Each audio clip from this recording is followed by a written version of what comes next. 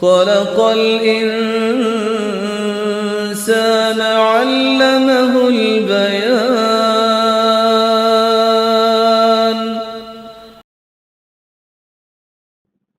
نحمده ونصلي على رسوله الكريم، أما بعد، فأعوذ بالله من الشيطان الرجيم. بسم الله الرحمن الرحيم. رب اشرح لي صدري ويسر لي أمري واحلل عقدة من لساني يفقهوا قولي. ترجمہ: الم ترى، کیا تم نے دیکھا نہیں، الی الذین، ان لوگوں کی طرف، قیل لہم، جن سے کہا گیا، کفو، روک دو، ایدیکم، اپنے ہاتھوں کو، وَأَقِیمُوا الصَّلَاةَ، اور قائم کرو نماز، وَآتُوا الزَّکَاةَ، اور دو زکوٰۃ، فلما، تو جب، کتبہ، فرض کیا گیا، علیہم، ان پر، القتال، جنگ کرنا، اذا، جب، فریق، ایک گروہ، منہم، ان میں سے، یخشون، ڈرتا تھا، الناس، لوگوں سے، کخشیت اللہ، مانند ڈرنے اللہ کے، یعنی جیسے اللہ سے ڈرا جاتا ہے، او یا، اشد، زیادہ، خشیتن، ڈرنا، وقالو، اور وہ کہتے ہیں، ربنا، اے ہمارے رب، لما، کیوں، کتبت، تو نے فرض کیا، علینا، ہم پر، القتال، جنگ کرنا، لولا، کیوں نہیں، اخرتنا، مہلت دی تو نے ہم کو، الا، تک، اجل قریب، قریب کی مدت، قریب کے وقت تک، قل، کہہ دیجئے، متاع الدنیا، دنیا کا فائدہ، قلیل، تھوڑا ہے، والآخرۃ، اور آخرت، خیر، بہتر ہے، لمن، اس کے لیے جو، اتقا، ڈرے، ولا، اور نہ، تظلمون، تم ظلم کیے جاؤ گے، فتیلا، دھاگے برابر، اینما، جہاں کہیں، تکونو، تم ہوگے، یدرککم الموت، پالے گی تم کو موت، ولو کنتم، اور اگرچہ ہوئے تم، فی بروج، قلعوں میں، مشیدہ، مضبوط، مضبوط عمارتوں میں، قلعوں میں، وَإِن، اور اگر، تصبہم، پہنچتی ہے ان کو، حسنۃ، بھلائی، یقولو، وہ کہتے ہیں، ہذہ، یہ، من عند اللہ، اللہ کے پاس سے ہے، وَإِن اور اگر تصبہم پہنچتی ہے ان کو سیئۃن کوئی برائی مصیبت یقولو وہ کہتے ہیں ہذہ یہ من عندک تیرے پاس سے ہے تیری طرف سے ہے قل کہہ دیجئے کلن سب کا سب من عند اللہ اللہ کی طرف سے ہے فما لی پس ما کیا لے واسطے ہاؤلائے اس القومی قوم کے پس کیا ہے اس قوم کے لیے لا یکادون نہیں قریب ہوتے یفقہون کہ سمجھیں حدیثاً کوئی بات آخر ان لوگوں کو کیا ہو گیا ہے کہ کوئی بات ان کی سمجھ میں نہیں آتی ما اصابک جو پہنچتی ہے تجھ کو من حسنۃ کوئی نعمت فمن اللہ تو اللہ کی طرف سے ہے وما اور جو اصابک پہنچتی ہے تجھ کو من سیئۃ کوئی بلا کوئی تکلیف فمن نفسک تو تمہارے نفس کی طرف سے ہے وَأَرْسَلْنَاكَ اور بھیجا ہم نے آپ کو للناس لوگوں کے لیے رسولا رسول بنا کر وَكَفَى بِاللَّهِ اور کافی ہے اللہ شہیدا گواہ من یطع الرسول جو کوئی اطاعت کرے گا رسول صلی اللہ علیہ وسلم کی فقد تو تحقیق اطاع اللہ اس نے اطاعت کی اللہ کی ومن تولا اور جس نے منہ موڑا فما تو نہیں ارسلناک بھیجا ہم نے آپ کو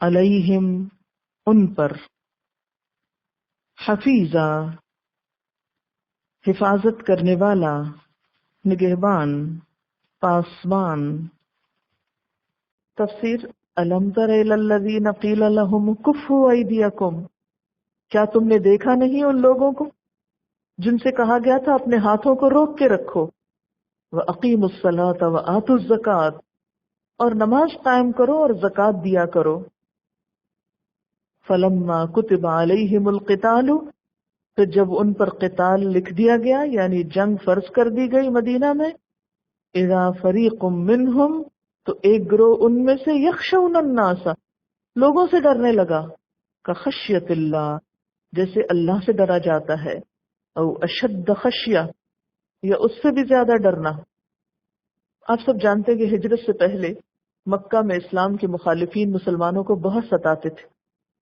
ان کو مارنا پیٹنا گالیاں دینا ان کی معاشیات کو تباہ کرنا عبادت سے روکنا تبلیغ کی اجازت نہ دینا گھر بار چھوڑنے پہ مجبور کرنا یہ سب کچھ مسلمانوں کے لیے انہوں نے حلال کر رکھا تھا ایسے میں مسلمان بہت ہی مظلوم اور دباؤ کا شکار تھے اور ان سارے حربوں کا مقصد کیا تھا کہ مسلمان واپس پلٹے اپنے پچھلے دین کی طرف تو اس وقت مکہ میں کچھ بہت جو طاقتور مسلمان تھے انہوں نے یہ خواہش کی اور یہ استدعا کی کہ ہمیں ان ظالموں کے خلاف نمٹنے کے لیے اجازت دی جائے ہم ان کو مزہ چکھاتے ہیں اللہ تعالیٰ نے فرمایا کفو ایدیکم، ابھی نہیں، ابھی ہاتھ روک کے رکھو.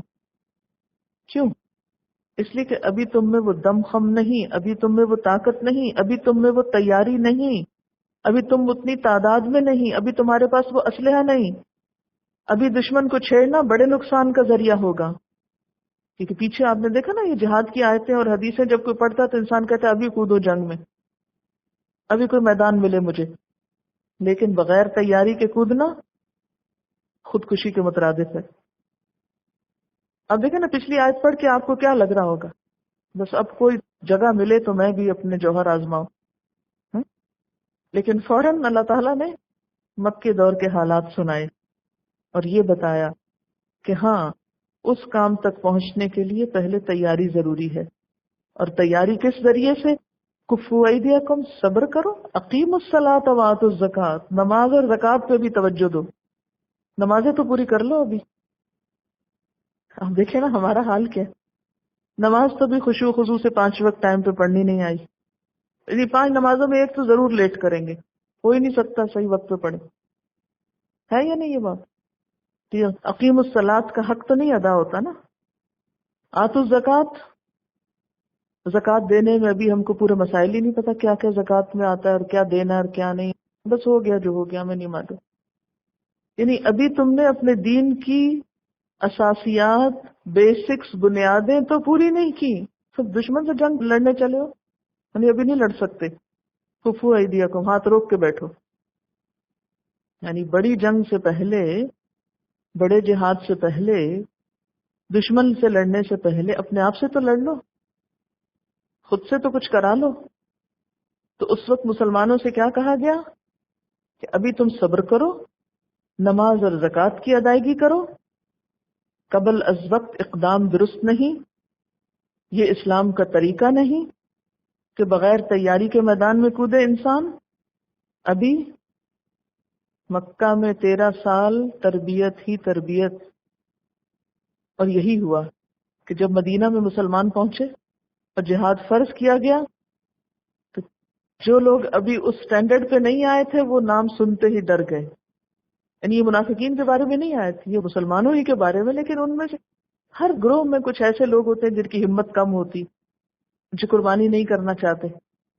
تو تھے یہ سچے مسلمان، لیکن اپنی فطری کمزوری کی وجہ سے وہ ڈرنے لگے کہ اللہ اب ہمیں جنگ میں جانا پڑے گا، یہ بڑا مشکل. وقالو، اور وہ کہنے لگے ربنا، اے ہمارے رب، لما كتبت علینا القتال، تو نے یہ جنگ کیوں لکھ دی ہم پر، یہ قتال کا حکم کیوں آ گیا.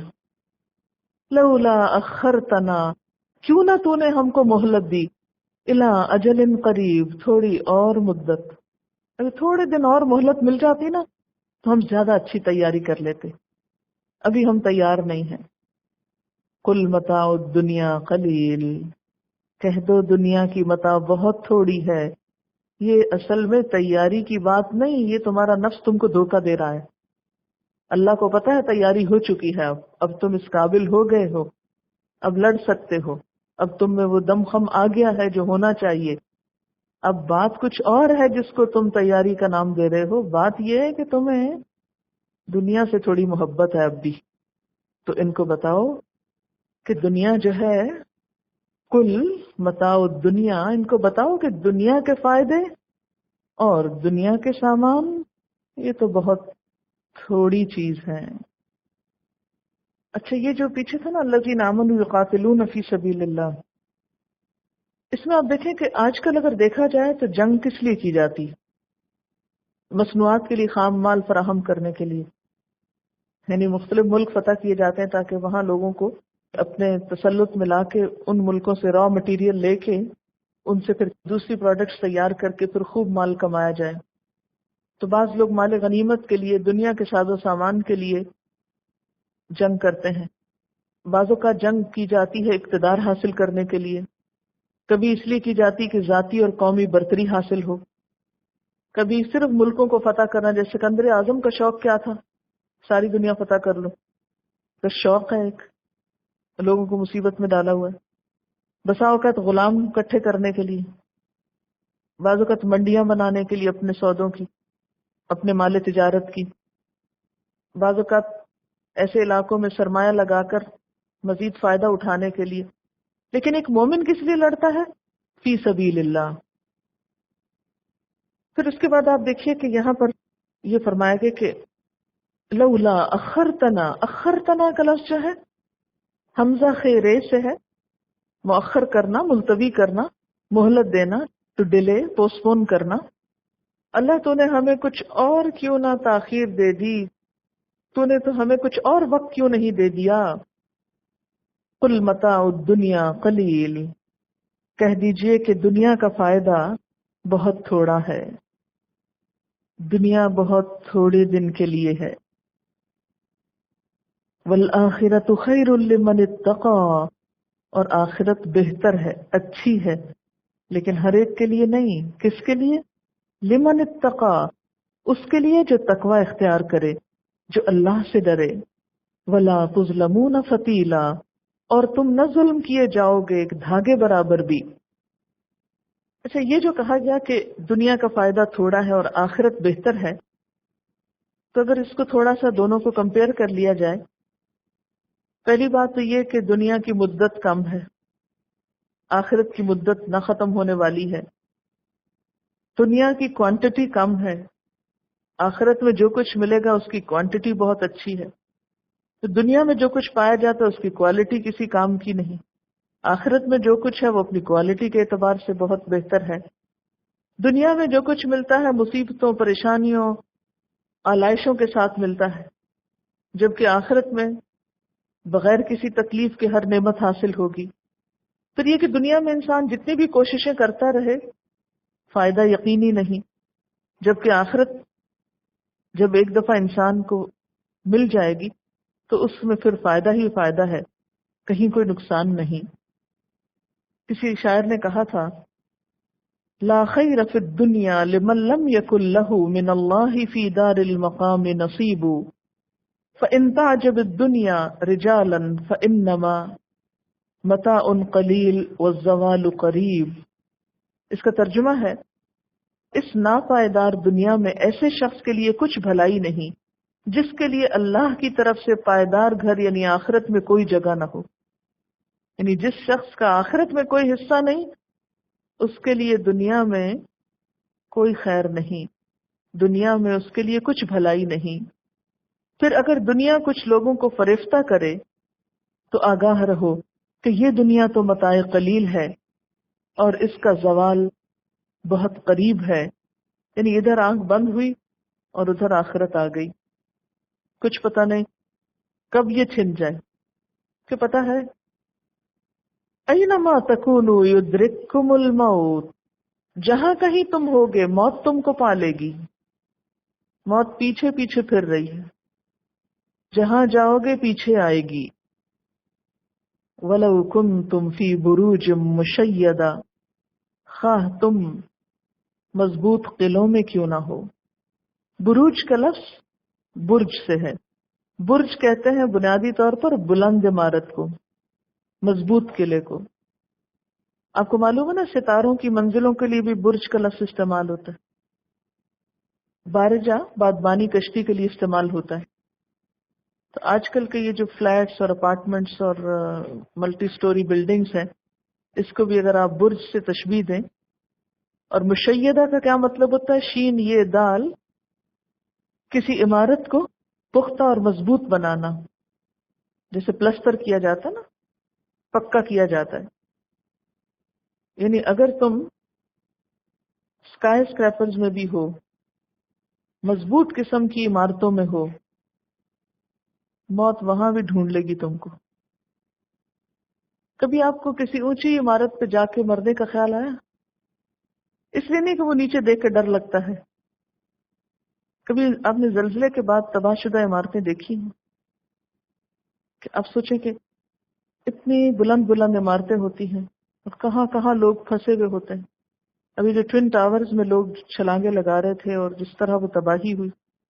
تو اینما تکونوا، چاہے دنیا کی سب سے اونچی عمارت پہ بیٹھے ہو، یدرککم الموت، موت وہاں بھی جا کے پہچان لے یہ ہے میرا ٹارگٹ، اس تک پہنچنا تھا مجھے، اس کو پانا تھا، اور وہ پا لیتی، اٹھا لیتی. وَلَوْ كُنْتُمْ فِي بُرُوجٍ مُشَيَّدَةٍ. اور یہاں ایک بات یہ پتہ چلتی ہے کہ پختہ عمارتیں بنانا منع نہیں ہے، ورنہ اللہ تعالیٰ یہ نہ فرماتے کہ فی بروج مشیدہ، یعنی ضرورت پڑنے پر بلند عمارت بنائی جا سکتی ہے، لیکن بلند عمارتیں بنا کر انسان یہ نہ سوچے کہ وہ ہمیشہ یہیں رہے گا، موت اس کا پیچھا کر رہی ہے اور اس کو ایک دن جانا ہوگا. یہ آیت کس قدر اہم ہے نا کہ ایک مومن اور ایک کافر کی جنگ کا فرق. مومن اللہ کے لیے لڑتا ہے اور کافر اپنی خواہشات اور مفادات کے لیے جنگ کرتا ہے. اسی سے دونوں کی انسانیت میں زمین آسمان کا فرق ہو جاتا ہے. ایک کے مقاصد کیا ہیں اور دوسرے کے کیا ہیں. جو اللہ کے لیے لڑے گا وہ عدل و انصاف دنیا میں قائم کرے گا، اور جو اپنے مفادات کے لیے لڑے گا اسے انسانوں کے مفادات سے کوئی دلچسپی نہیں ہو سکتی. اس کی جنگ دنیا میں ظلم و ستم کو عام کر دے گی، دنیا پھر جہنم کے دہانے پہ جا کھڑی ہوگی. وَإِن تُصِبْهُمْ حَسَنَةٌ، اور اگر ان کو کوئی بھلائی پہنچتی ہے، یعنی ان لوگوں کو جو چاہتے ہیں کہ جنگ نہ ہو، اور یہاں مراد ہے منافقین، جب انہیں کوئی بھلائی پہنچتی ہے یقولو، تو وہ کہتے ہیں ھذہ من عند اللہ، یہ اللہ کی طرف سے ہے. وَإِن تُصِبْهُمْ سَیِّئَةٌ، اور اگر ان کو کوئی مصیبت آتی ہے، کوئی تکلیف پہنچتی ہے، یقولو ھذہ من عندک، کہتے ہیں یہ آپ کی وجہ سے ہے، آپ کی طرف سے ہے، یعنی حضور صلی اللہ علیہ وسلم کو بلیم کرتے ہیں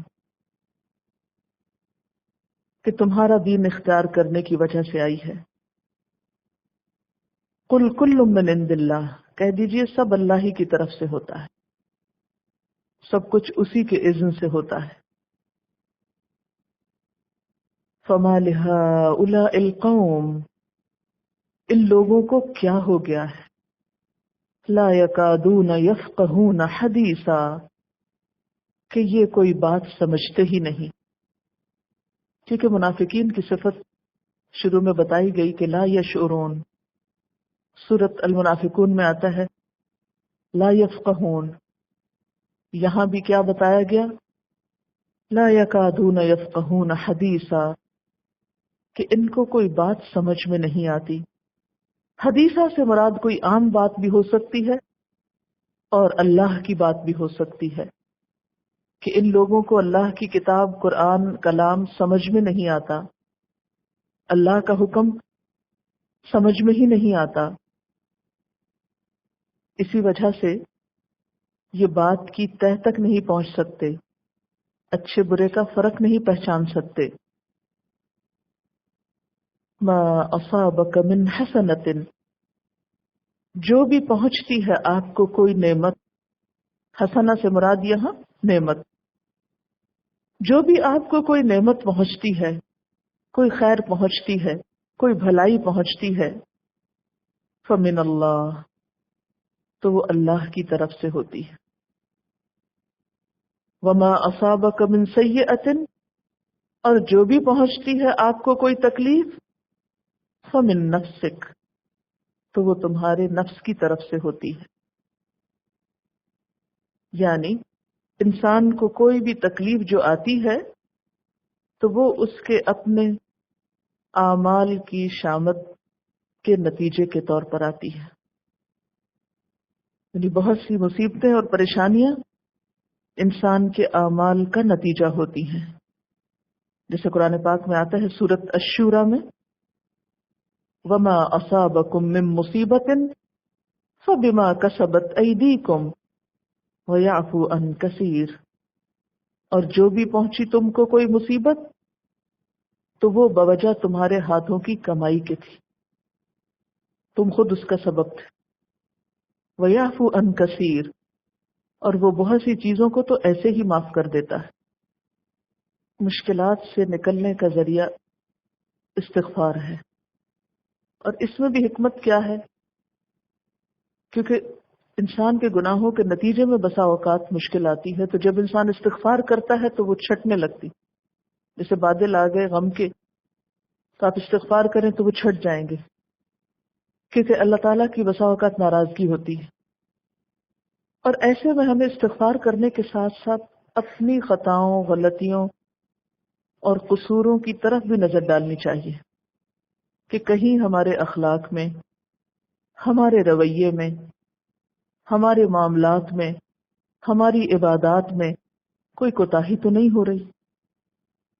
کیونکہ جب بھی ہمیں کوئی پریشانی ہوتی ہے، مثلا لوگوں کی طرف سے کوئی دکھ پہنچتا ہے، ہم فوراً لوگوں کو بلیم کرنا شروع کر دیتے ہیں، فلاں ایسا، پھر ہر محفل اور ہر جگہ اور ہر مقام پہ بیٹھ کے اس کو بری طرح رگیتے ہیں، حتیٰ کہ اپنے ہی ماں باپ کو، اپنے ہی بہن بھائیوں کو، اپنے رشتہ داروں کو، شوہر کو، ہر ایک کو، پھر کسی کی عزت کی بھی کوئی پرواہ نہیں کرتے، حالانکہ یہ رشتے عزت کے رشتے ہوتے ہیں۔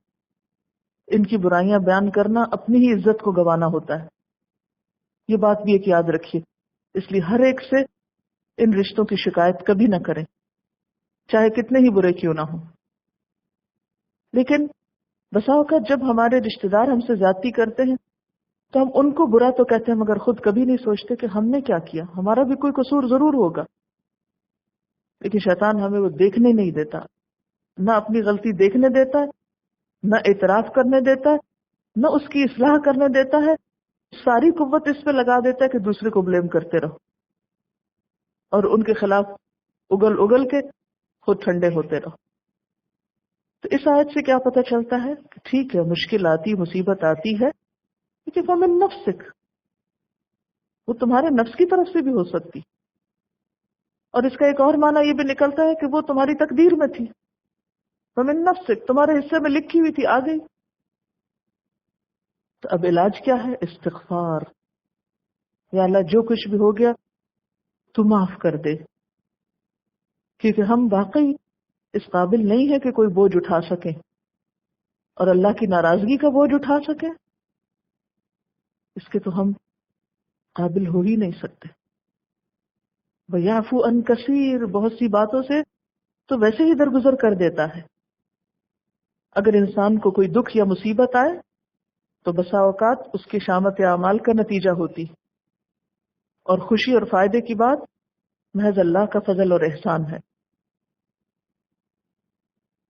حدیث میں آتا ہے، حدیث جو ہے ترمذی کی، وہ کچھ یوں ہے، لا تصیب عبدا نکبتا فما فوقها وما دونها الا بذنب، انسان کو جب بھی کوئی تکلیف چھوٹی بڑی پہنچتی ہے اس کے کسی گناہ کا نتیجہ ہوتی ہے، وما یعفو اکثر، اور جو معاف کر دیتا وہ تو بہت زیادہ ہے۔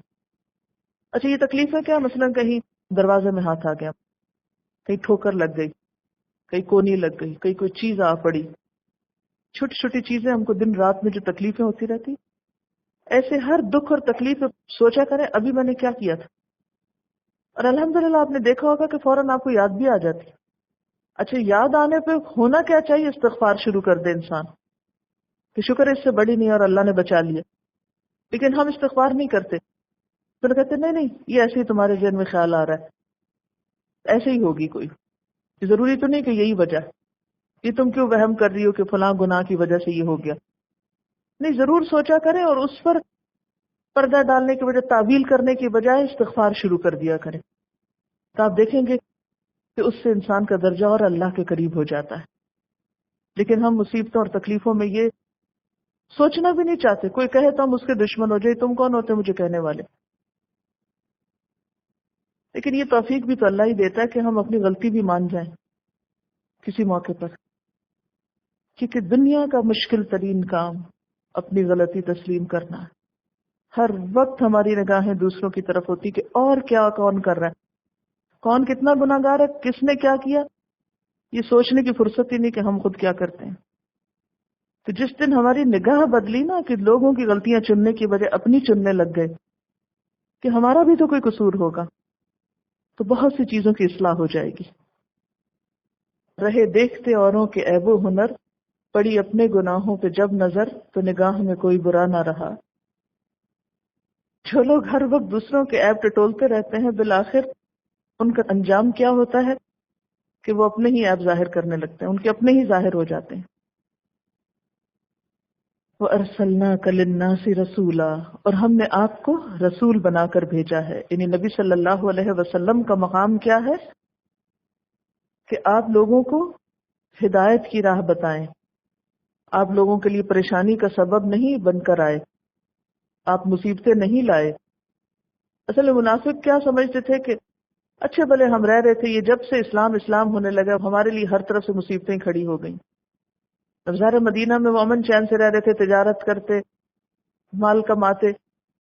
اب حضور صلی اللہ علیہ وسلم وہاں آ گئے، اب روز جنگ ہو رہی ہے، مدینہ خطرے میں ہے، ادھر سے خبر آ رہی ادھر سے آ رہی، اب ان کے تو سارا کاروبار اجڑ گیا. تو ان کو یہ باتیں کہاں اچھی لگتی؟ ان کو اس سے کیا دلچسپی کہ لوگوں کی اصلاح ہو رہی ہے، انہیں اس سے کیا دلچسپی کہ دنیا کی تقدیر بدلنے والی، ان کو دلچسپی اس سے تھی کہ ہماری دکان ماری جا رہی ہے. تو جو چھوٹے دل دماغ کے لوگ ہوتے ہیں وہ صرف اپنی ذات کے نقصان تک ہی رک جاتے ہیں کہ کسی بھی کام کا ہماری ذات پر کیا اثر پڑ رہا ہے، ہمارے کاروبار پہ کیا اثر پڑ رہا ہے. وہ اس سے آگے نہیں سوچ سکتے، اس سے آگے نہیں بڑھ سکتے.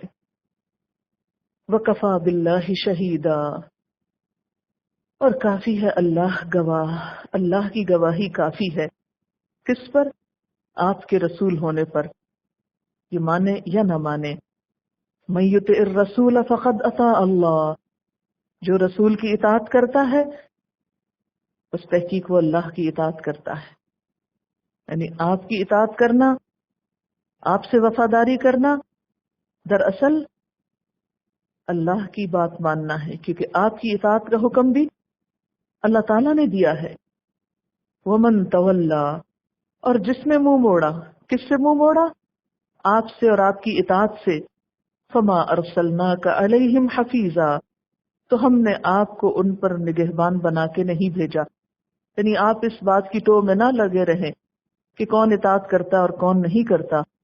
آپ کا فرض یہ نہیں کہ آپ ان کے کاموں کی نگرانی کریں. آپ کا کام ہے پیغام پہنچائیں اور اس کے بعد اللہ پہ بھروسہ کریں. جو انکار کرے گا، جو منہ موڑے گا، اس کی خبر لینے کے لیے اللہ کافی ہے. آج آپ دیکھیں کہ کتنی اطاعت پہ بات ہو رہی ہے نا.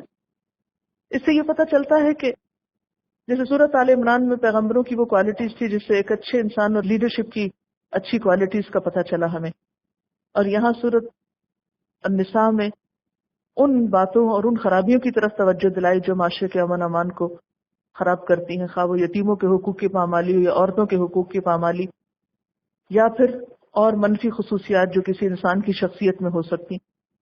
اور ان سب چیزوں کے علاج کے طور پر ریمیڈی کیا بتائی جا رہی ہے؟ اللہ کے رسول کی اطاعت کرو، سنت کو فالو کرو. جب آپ کو لیڈر مان لو گے، آپ کو بڑا مان لو گے، آپ کے پیچھے چل پڑو گے تو باقی مشکلات ختم ہوں گی. تو اس سے کیا پتہ چلتا ہے کہ تزکیہ اور تربیت ہو نہیں سکتی، مسلمانوں کی خیر اور بھلائی ہو نہیں سکتی جب تک وہ اپنے لیے یہ لاہ عمل اختیار نہ کرے، یہ طریقہ کار اختیار نہ کرے، آپ کی سیرت، آپ کی سنت، آپ کے طریقے کو نہ اختیار کریں. وآخر دعوانا ان الحمد للہ رب العالمین. سبحانک اللہم وبحمدک، اشہد ان لا الہ الا انت، استغفرک ونتوب الیک. والسلام علیکم ورحمۃ اللہ وبرکاتہ.